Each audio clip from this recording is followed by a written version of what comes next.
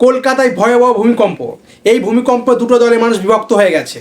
এক দল যারা ভূমিকম্প অনুভব করেছে, আর এক দল যারা ভূমিকম্প অনুভব করতে পারেনি।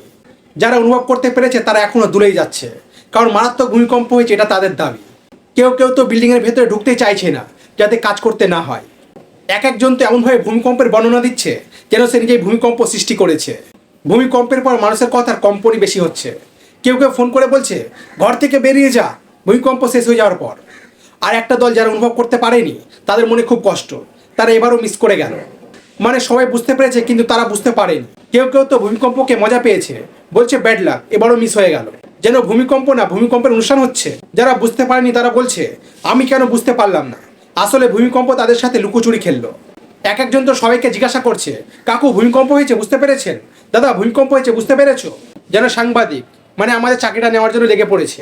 এর উত্তর এক একজন বলছে হ্যাঁ হয়েছে, কিন্তু এখানে না, বাইরের দেশে। মানে এমন কনফিডেন্সে বলছিল যেন সত্যিও বুঝতে পেরেছে, কিন্তু লাস্টে গিয়ে বলছে না এখানে না, বাইরের দেশে। যারা বুঝতে পারেনি তাদের মধ্যে কয়েকজন বলছে হয়তো হয়েছে। মানে বিশ্বাস, মানুষ এখন ভূমিকম্পকে বিশ্বাস করে না যতক্ষণ না তাকে হিলিয়ে দিচ্ছে।